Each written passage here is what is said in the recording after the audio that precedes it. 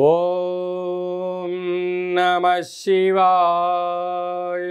ఓం నమో నారాయణాయ. కర్మ నరదృష్టి నివారణ కాళభైరవాయ నమో నమః. ఓం గురు అరిష్టేతు సంప్రాప్తే గురు పూజాంచ కారయేత్. గురు ధ్యానం ప్రవక్ష్యామి. విద్య ఉద్యోగ విదేశీయాన రాజసన్మానోత్సవ గజ సన్మానోత్సవ వివాహ తదనంతర పుత్ర పుత్రిక సంతాన సంబంధిత అరిష్ట దోషపీడోప ఉపశాంతయే. హరి ఓం. మా ఛానల్కి స్వాగతం. చూస్తున్న వీక్షకులకు ప్రేక్షకులకు ప్రియ కాళభైరవ భగవద్బంధులకి స్వాగతం పలుకుతూ మమ్మల్ని ఎంతగానో ఆదరిస్తూ ఉండబడినటువంటి ప్రియ సోదర సోదరీమణులకు సనాతన ధర్మ సంరక్షకులకు జ్యోతిష్ అభిమానులకు పుష్కర స్నానం చేసేటువంటి ఆధ్యాత్మిక భగవద్బంధువులకి, అంటే 12 ఏళ్ళకు ఒకసారి మనకు పుష్కరాలు వస్తూ ఉంటాయి.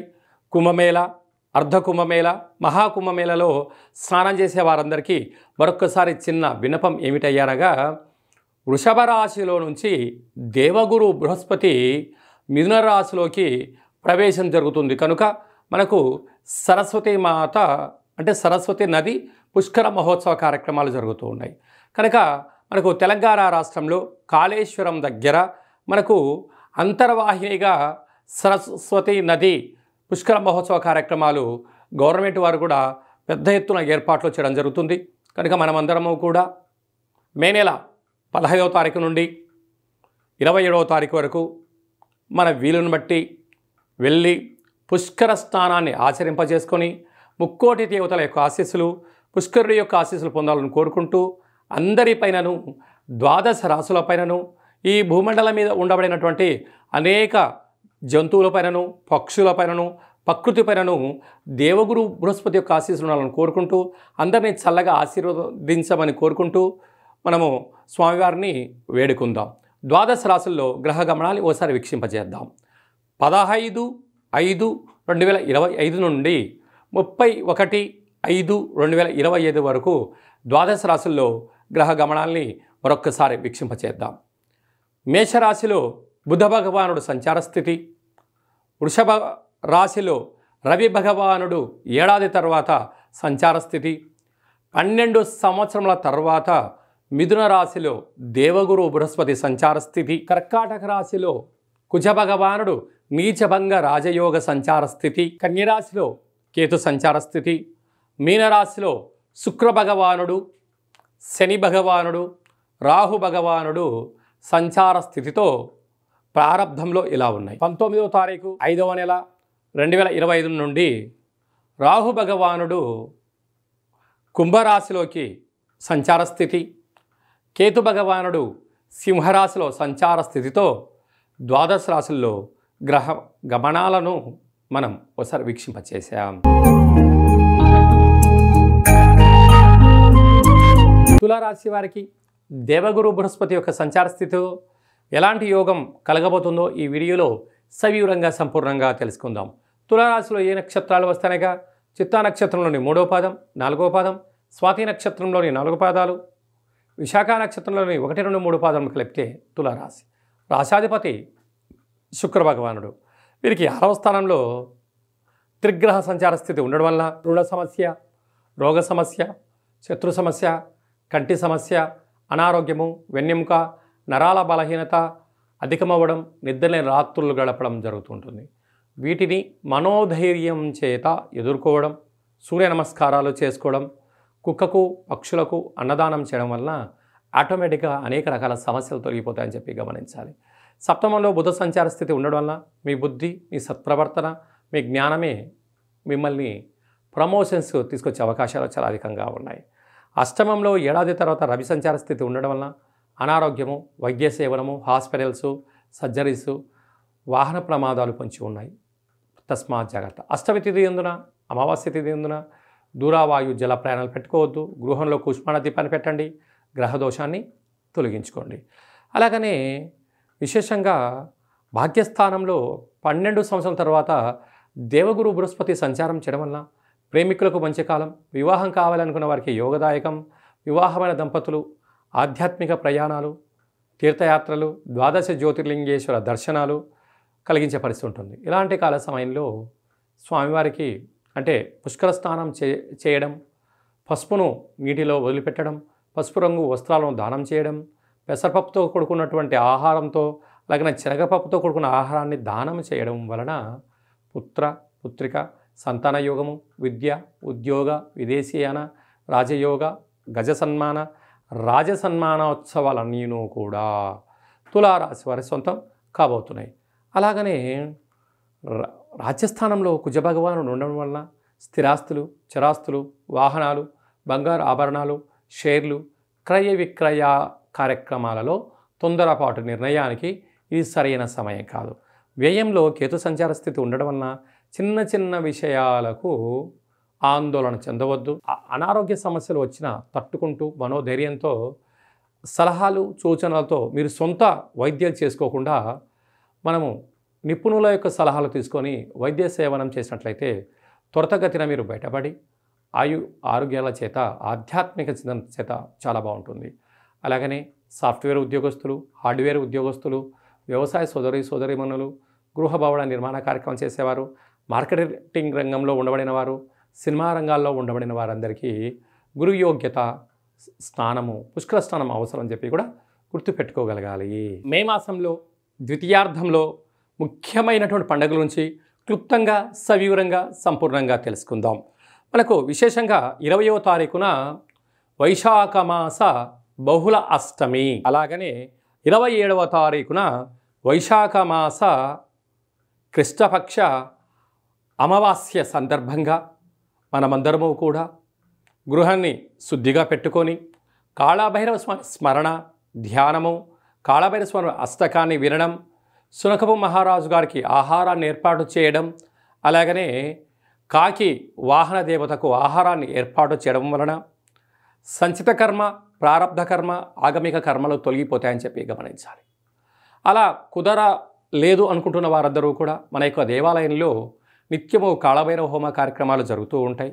ఈ కింది నెంబర్ను సంప్రదించినట్లయితే మీకు వీడియో కాల్ చేసి స్వామివారి యొక్క దర్శనం చేయించి మీరు అనుకున్న అన్ని పనులు విజయం సాధించేటువంటి కాళభైరవ హోమ కార్యక్రమాన్ని చేయించడం జరుగుతుందని చెప్పి కూడా గమనించాలి. అదే కాకుండా మనకు 15వ తారీఖు నుంచి 27వ తారీఖు వరకు మనకు సరస్వతి నది పుష్కరాల సందర్భంగా వీలైనంత వరకు వెళ్దాం, స్నానం చేద్దాం. గతించినటువంటి పెద్దవారికి అక్కడ హిరణ్య శ్రాద్ధము, సువర్ణ శ్రాద్ధము, అలాగా అనేక కార్యక్రమాలు, దశదానాలు చేయడం వలన వారి యొక్క ఆశీస్సులు మన కుటుంబాలకు శ్రీరామ రక్ష అని చెప్పి గమనించగలగాలి. అలా వెళ్ళలేనటువంటి వారందరికీ కూడా మనము ఆదివారము, మాస శివరాత్రి ఆదివారం సందర్భంగా అక్కడ కాళేశ్వరం దగ్గర ఇలాంటి కార్యక్రమాలు ఏర్పాటు చేయడం జరిగింది. వెళ్ళలేనటువంటి వారందరూ కూడా మీ పేర్లు, గోత్రనామములు, గతించిన వారి పేర్లను వాట్సాప్లో మీరు పంపించగలిగినట్లయితే మీకు వీడియో కాల్ చేయించి చూపించి దండం పెట్టించి మీకు ఆ పుష్కర జలాన్ని ప్రసాదంగా అందజేయడం జరుగుతుంది.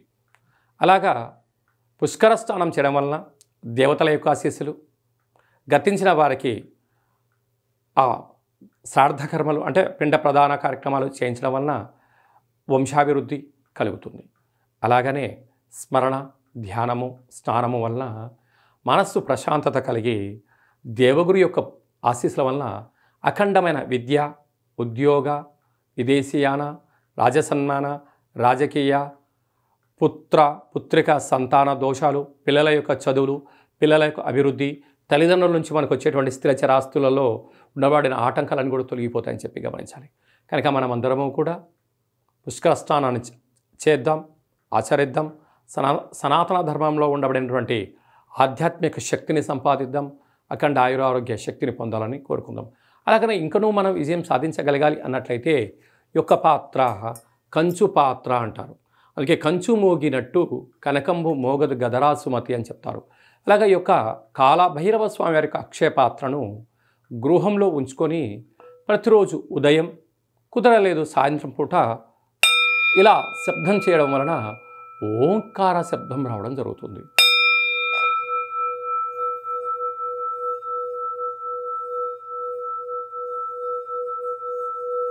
ఈ ఓంకార శబ్దాన్ని సృష్టించడం వలన వినడం వలన మన మనస్సు ప్రశాంతత ఉండడం, గృహంలో ఉండబడినటువంటి జ్యేష్ఠాదేవి బయటికి వెళ్ళిపోవడం, ఇంట్లో వాస్తుదోషం తొలగిపోవడం, మానవుని శరీరంలో చక్రాలు వికసింపచేయడం, మనం ఏదైతే అనుకుంటున్నామో ఆ పనులు అన్నింటినీ కూడా కాళభైరవ స్వామి ముందుండి నెరవేర్చడం జరుగుతుంది. అలాగా కాళభైరవ స్వామి యొక్క పూజ 20 రకాల వస్తువులతో దిష్టి దించి ఈ అక్షయ పాత్రను అందజేయడం జరుగుతుంది. కనుక మనమందరము కూడా అక్షయ పాత్రను ఇంట్లో ఉంచుకుందాం, అష్ట కష్టాలకు స్వస్తి పలుకుదాం, అష్టైశ్వర్యాలకు స్వాగతం పలుకుదాం. అలాగే మీ వ్యక్తిగత జాతకం తెలుసుకోవాలనుకుంటున్నారా? మీరు పుట్టినటువంటి తేదీ, నెల, సంవత్సరం, సమయం, మీ పేరు రాసి ఆన్లైన్ ద్వారా కానీ ఆఫ్లైన్ ద్వారా కానీ మీరు పంపించగలిగినట్లయితే 100 సంవత్సరాల జాతకాన్ని రాసి పంపించి మీరు పుట్టినప్పుడు గ్రహ గమనాలు ఎలా ఉన్నాయి, ప్రస్తుతం ఎలా ఉంటున్నాయి, రాబోయే కాలంలో ఎలా ఉండబోతున్నాయో సవివరంగా సంపూర్ణంగా తెలియజేయడం కూడా జరుగుతుంది. చాలామందికి డేటా ఆఫ్ బర్త్లో లేనటువంటి వారికి మీ పేరు యొక్క మొదటి అక్షరాన్ని అనుసరిస్తూ రాశిని తెలియచేస్తూ స్థితిగతులను తెలియచేస్తూ రమణ శాస్త్రం ద్వారా అనగా గవ్వళ ద్వారా కాళభైరవ ఉపాసన చేత భూత భవిష్యత్ వర్తమానాన్ని తెలియజేయడం జరుగుతుంది. కనుక జాతకాన్ని తెలుసుకుందాం, జీవితంలో రాబోయేటువంటి అడ్డంకులను తొలగించుకుందాం, ఐశ్వర్యాన్ని ఆనందాన్ని పొందుదాం, అద్భుతమైన యోగాలను మనం సొంతం చేసుకుందాం, మన గ్రామ రాష్ట్ర దేశ ప్రపంచ స్థాయి వరకు అందరం ఎదగాలని కోరుకుందాం. కనుక జాతకం తెలుసుకోవాలనుకుంటున్న వారందరూ కూడా అపాయింట్మెంట్ తీసుకొని సంప్రదించగలరు. అలాగా వివాహం కాని వారికి ఎందుకు వివాహం అవ్వడం లేదు, జాతకాలు ఎలాంటి దోషాలు ఉన్నాయి, ఎలాంటి అబ్బాయి ఎలాంటి అమ్మాయిని వివాహం చేసుకోవచ్చు, ఎలాంటి అమ్మాయి ఎలాంటి అబ్బాయిని వివాహం చేసుకోవచ్చో తెలియచేయడం జరుగుతుంది. వివాహం అయినటువంటి దంపతులు తరచుగా చిన్న చిన్న విషయాలకు గొడవపడడం, విడిపోయేంత వరకు తీసుకొస్తూ ఉంటారు.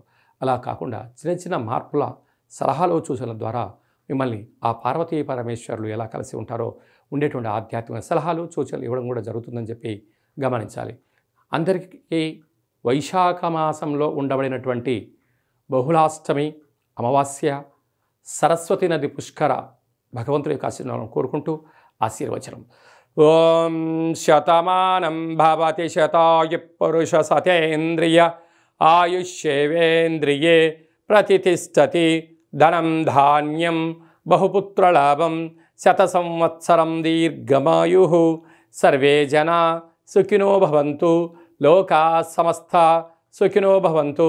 సర్వం సంపూర్ణ కాళభైరవ దేవత, రుద్రదేవత, బృహస్పతి దేవత అనుగ్రహ ప్రసాద సిద్ధిరస్తు తదాస్తు. ఈ వీడియో మీకు నచ్చినట్టయితే లైక్ చేయండి, షేర్ చేయండి, మా ఛానల్ని సబ్స్క్రైబ్ చేసుకోండి. మేము చేస్తున్న ఆధ్యాత్మికమైన వీడియోలు అందరికన్నా ముందుగా మీరు చూడాలి అనుకుంటున్న వారందరికీ కూడా చూసి ఈ యొక్క ఆధ్యాత్మిక భక్తి సమాచారాన్ని భగవద్బంధులకు మిత్రులకు చేరవేయండి. హిందూ ధర్మాన్ని కాపాడండి.